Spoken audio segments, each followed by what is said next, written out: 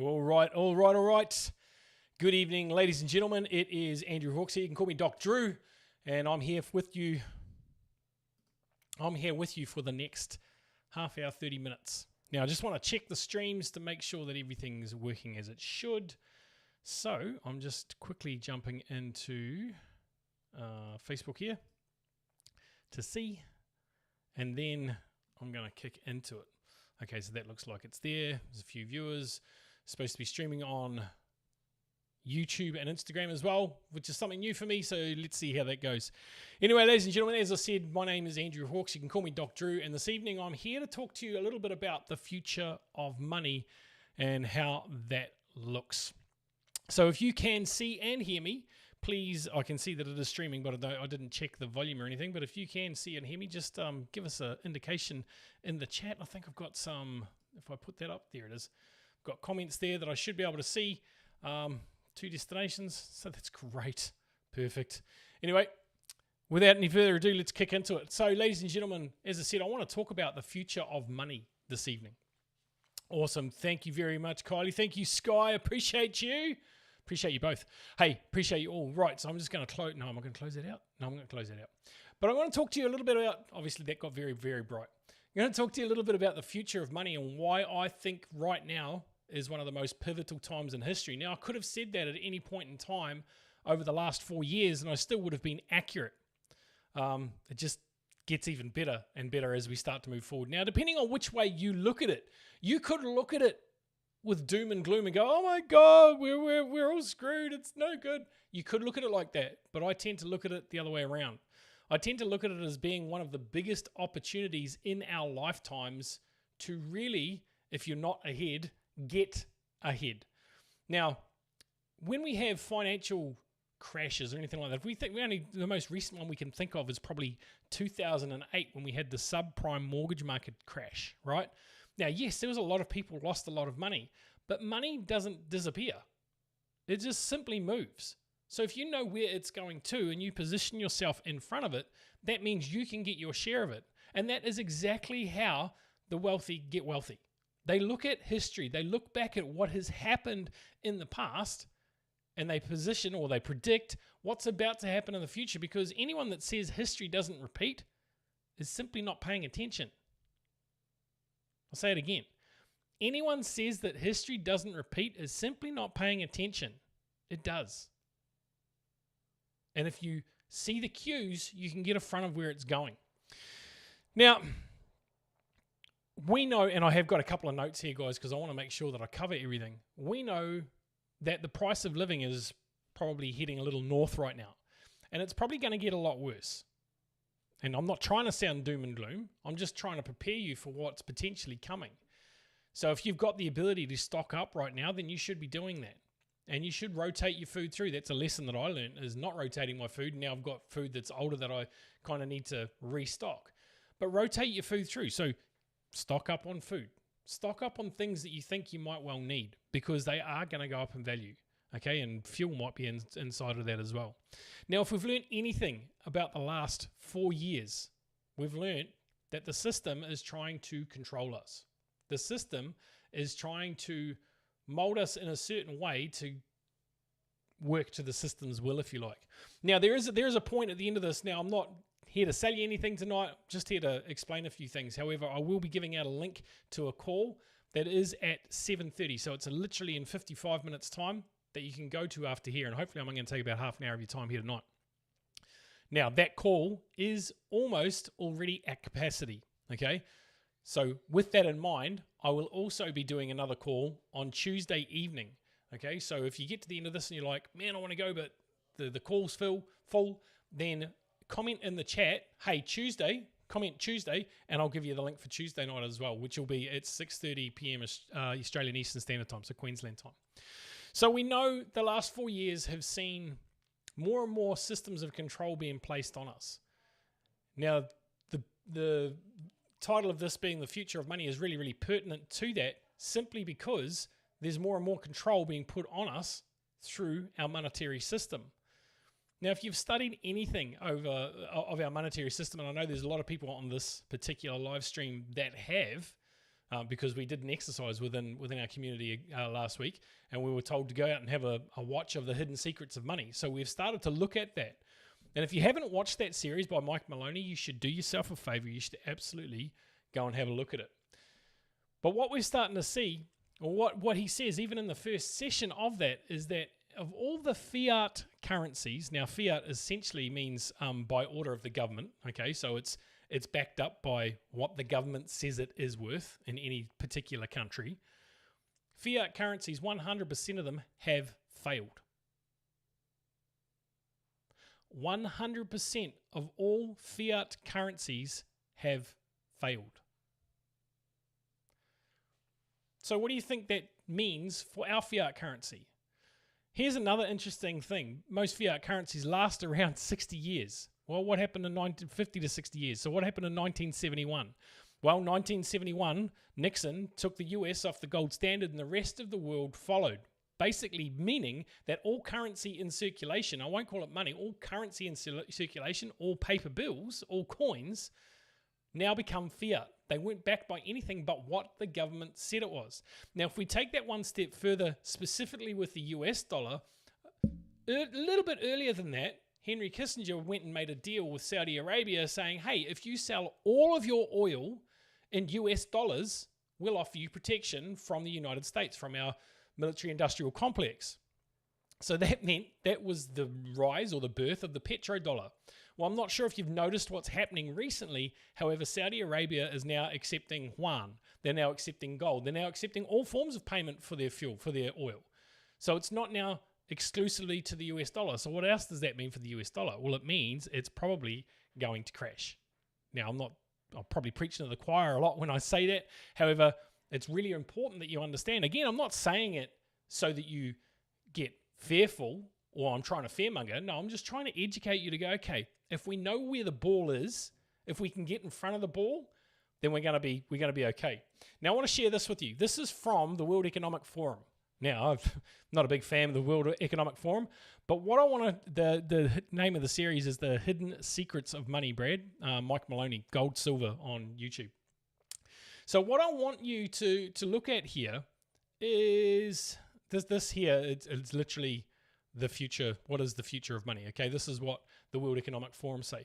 Now, what I want you to bring to your attention is when you open your wallet, you see a dime, a coin, physical, you can pick it up, hold it, you can handle it, confident that it's actually a value of 10 cents. In a few years, you most likely will be holding a small plastic item, shape, whatever, yada, yada, yada. So here we go.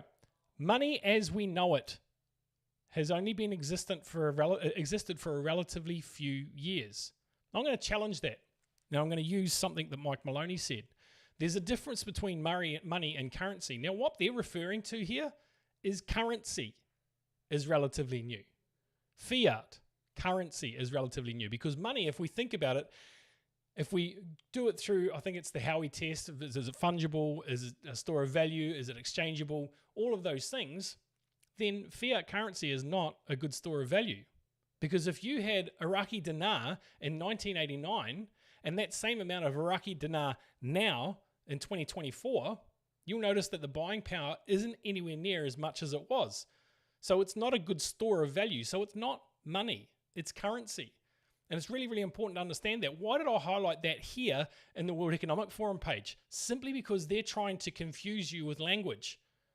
And they've been doing that for years. They're still trying to confuse people with language. Everything that we do in our day-to-day life from governance is in language that is set to confuse us. So just come back here for a second. Just think about that for a sec. Our dollar doesn't go as far as it used to. In fact, it's lost 70 or 80% of its purchasing power in the last 100 years. Gold still has the same purchasing power that it had 100 years ago. So just put a pin in that and keep thinking about it. So the last 4 years of control have really been a test for what's about to come, what they can get away with doing to us. Now, there's another piece of news here that we'll come back to sharing that. The future of money, where is it? If I come down to that, if I'm not coming to that one, I'm coming to this here. I want to share this with you. Now, I am a Kiwi, okay, I do live in Australia, but let's look at this. New Zealand Reserve Bank suggests the potential for a CBDC launch by 2030. What does CBDC stand for? It stands for Central Bank Digital Currency. Okay, and you can research all of this. You can look it up. And of course, it suggests that it's going to be much, much easier. We're looking at introducing a new payment option for New Zealanders, digital cash, an electronic version of cash that would sit alongside, but not replace your physical cash. Not initially, anyway.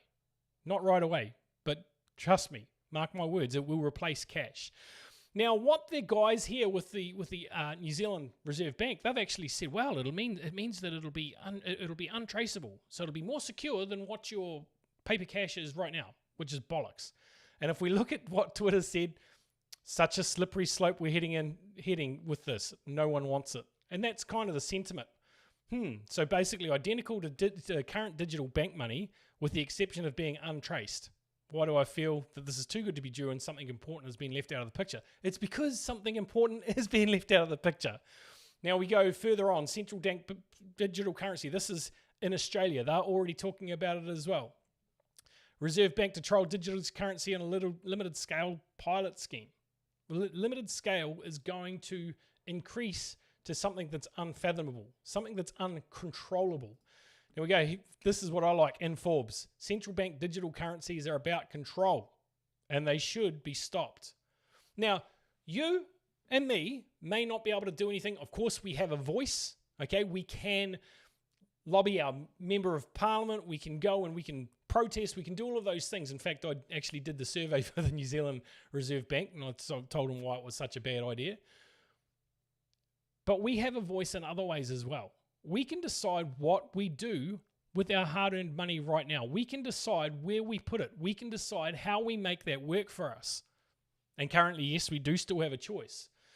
Now, one of the things that I've been watching closely for the last 7 or 8 years, in fact, I think I wrote about it in Rivers of Gold. I started looking at gold and silver then. Did I start buying it then? No, I didn't. I was foolish.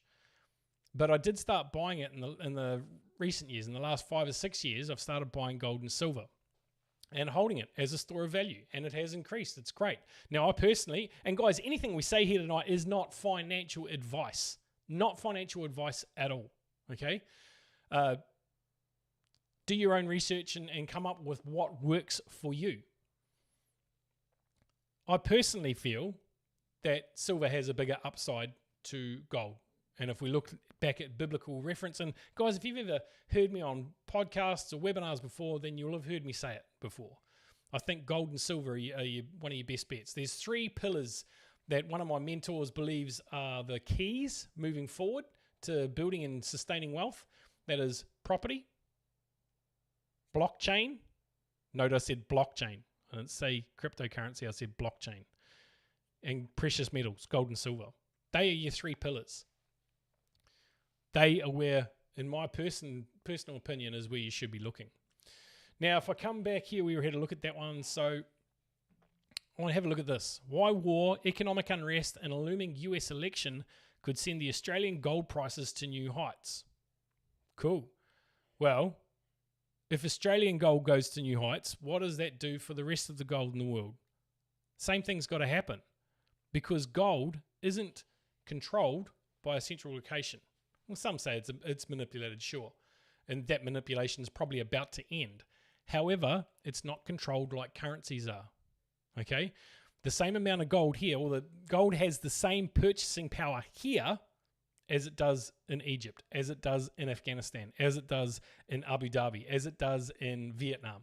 Gold has the same purchasing power. It has the same value. So it is a great store of value. So if you're not already looking at gold as part of your strategy, then you should be. You should be. Obviously, ABC News, not that I think it's the most reputable source. In fact, I don't think any mainstream media is. But they think that it'll go to new heights. So if they're talking about it, maybe there's something in that. Now, what you've also got to look at is over the last 3 years in particular, 4 years in particular, the BRICS nations, China, South Africa, India, Brazil, all of those nations have started purchasing gold. They've been stacking it high. Why? Because the new banking infrastructure requires for them to have a specific amount of gold on their books for them to be able to lend. And if they don't have it, what happens? Stuff like this. And thank you very much, Joe, for sharing this in the group. 10 billion bank shutdown by US regulators and first bank failure of 2024. Now, this is the first one they're reporting. Trust me, there's been more than one. This is probably the biggest so far. But they go on about the FDIC, they're about how they're trying to protect the people. This has nothing more to do with protection than the measures over the last 4 years to keep you safe. Right? So just think about that for a second. Now, the last thing I want to do here is I want to just highlight this page. So if you're still looking for the hidden secrets of money, or wondering about the hidden secrets of money, this is Mike Maloney's website, goldsilver.com. Okay? Trying to accurately predict the price of gold can often feel like you're catching lightning in a bottle, but the prediction chart here, look at this is what I want you to bring your attention to. Look at the variance over all these people. Bank of America, 2,400. Goldman Sachs, 2,100. World Bank, 1,900. Why are World Bank so low compared to everyone else? Interesting. What I want to bring your attention to, though, Robert Kiyosaki believes it could be as high as 5,000 by the end of 2024. Now, guys, all of this is speculation, right? But it's speculation based on experience. Okay? Man, I've got some noisy people just outside my door. So just be thinking about that. Now, I've already talked about the CBDCs. Why are they such a bad idea? They're programmable, for one. That means that they can decide where and when you can spend your money. Right? So they can decide if you've been a bad boy or girl and you don't fit into the social credit window, that you're not going to get your rations this week, so to speak. So we need to be looking at different ways in which that we can take control back of what we have. So we've spoken about, we touched on gold. Now, some people refer to it as God's money. Yep, maybe so. It has the same purchasing power globally. We've already spoken about that. It's a store of value. Yes, absolutely. I know, in fact, what I've put in gold over the last 6 years has increased significantly. And what I've put in silver over the last 6 years has increased significantly. Now, what if there was a way where you could hold your money in gold and still spend it like fiat currency? Now, give me an indication in the chat if you think that would be pretty cool. Personally, I think that would be pretty cool. But if you give me an indication of the chat, if you think it would be a good idea if you could hold your wealth in gold, in money, not currency, and be able to spend that. Personally, I think that's pretty cool. I really, really like that idea. Now, what if you could put it and store it in a place where it also remained liquid? Now, hopefully you know what I'm talking about when I say liquid. Now, if I'm talking about liquidity, it means that if it's highly liquid, means I can use that money as and when I see fit. I don't have to wait. Okay? Now, if you have your money tied up in bonds, it's not really liquid, right? You have to wait to be able to cash that bond out before you can get the money, before you can spend it. So being highly liquid means that you can literally take your card out of your wallet like this and go bang. Oh, there was an interesting color. Take your card out. It's because it's green screen. You like that? Take your card out of your wallet and you can literally spend it right now. Well, what if you could do it with gold? What if you could store it in a place and it was liquid enough that you could just go bang? Now, go one step further than that. What if you could store your gold in a place that was liquid? You had the liquidity. It wasn't tied up or locked like it might be in a term deposit, for example, in a bank, right? It's not locked. So if you need it, if you need access to it, then you can access it. Would that be something that would be worth it? Well, for me, it's a no-brainer. It's a resounding yes. One, I can access it when and where I want. Two, I've got it in a vault of sorts that's going to continue to give me a reward and grow the value of my gold, not just based on the charts or what the market is doing, simply the fact that I have it there and have met a certain requirement. Each and every week, month, year, I'm going to get rewarded for holding it there and it's liquid for me.